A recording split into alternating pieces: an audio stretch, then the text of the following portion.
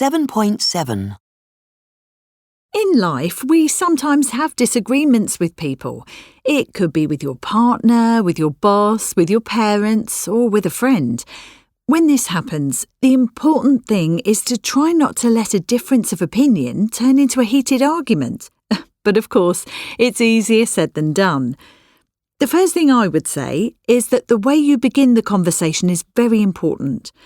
Imagine you live with your partner and you're feeling annoyed because you feel that you always do most of the housework. If you say, "Look, you're not doing your share of the housework," you're beginning the conversation in a very negative way, and the discussion will very soon turn into an argument. It's much more constructive to say something like, "I think we should have another look at how we divide up the housework. Maybe there's a better way of doing it." My second piece of advice is simple. If you're the person who's in the wrong, just admit it. This is the easiest and best way to avoid an argument. Just apologise. Say to your flatmate, your parents, or your husband, "Sorry, it was my fault," and move on. The other person will have much more respect for you if you do that. The next tip is don't exaggerate. Try not to say things like, "You always forget our wedding anniversary," when perhaps this has only happened once before, or "You never ever remember to turn the lights off." This will just make the other person get very defensive because what you're saying about them just isn't true. If you follow these tips, you may often be able to avoid an argument. But if an argument does start, it's important to keep things under control, and there are ways to do this. The most important thing is not to raise your voice. Raising your voice will just make the other person lose their temper too. If you find yourself raising your voice, stop for a moment and take a deep breath. Say, "I didn't mean to shout. I'd rather we didn't argue, but this is very important to me," and continue calmly. If you can talk calmly and quietly, you'll find the other person will be more ready to think about what you're saying.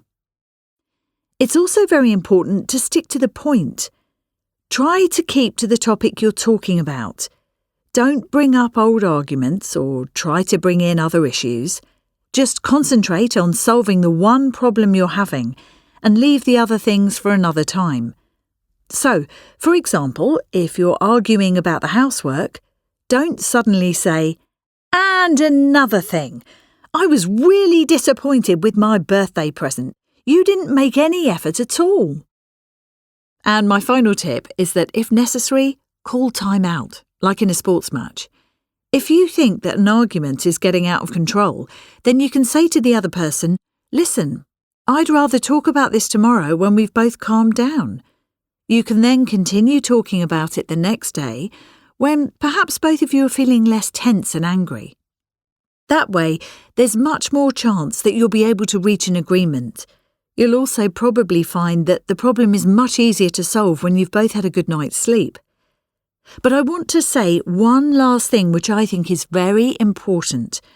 Some people think that arguing is always bad, but that isn't true. Conflict is a normal part of life, and dealing with conflict is an important part of any relationship, whether it's 3 people sharing a flat, a married couple, or just 2 good friends. If you don't learn to argue properly, then when a real problem comes along, you won't be prepared to face it together. Think of all the smaller arguments as training sessions. Learn how to argue cleanly and fairly. It will help your relationships become stronger and last longer.